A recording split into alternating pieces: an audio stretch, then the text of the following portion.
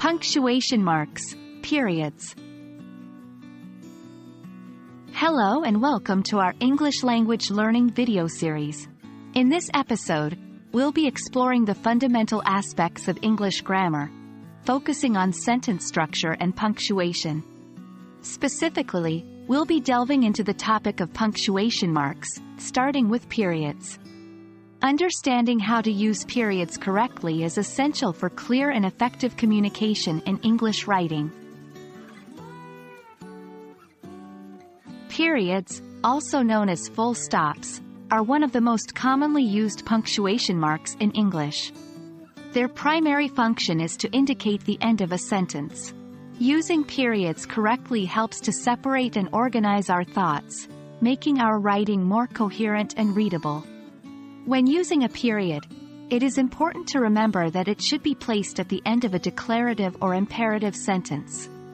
Declarative sentences make statements or express facts, while imperative sentences give commands or make requests.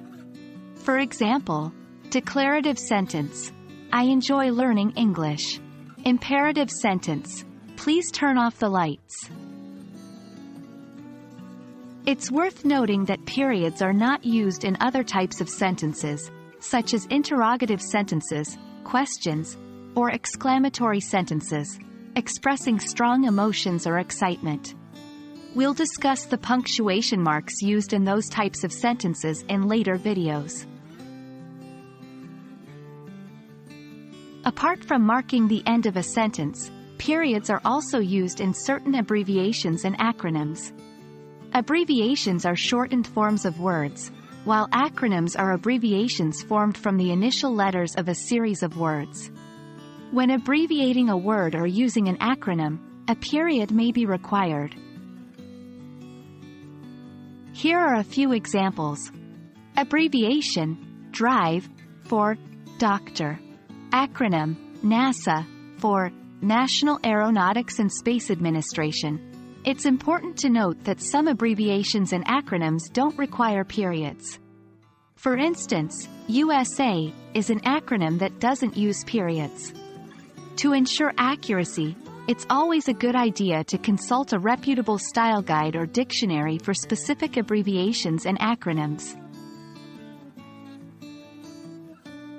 While periods are typically placed at the end of a sentence, there are a few exceptions to this rule. One common exception is when a period follows an abbreviation that ends a sentence. In such cases, the period serves a dual purpose, marking both the end of the abbreviation and the end of the sentence. For example, she works as an editor for the New York Times. In this case, the period follows the abbreviation, Times, and indicates the end of the sentence as well. Another exception is when a sentence ends with an ellipsis, which is a series of 3 dots, used to indicate a pause or omission.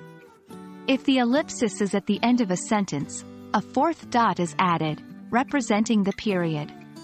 For example, she hesitated for a moment then finally made her decision. In this case, the 4th dot functions as both the period and part of the ellipsis. Congratulations!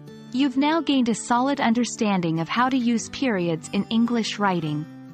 Remember, periods are essential for indicating the end of a sentence and organizing your thoughts effectively. They are also used in abbreviations and acronyms.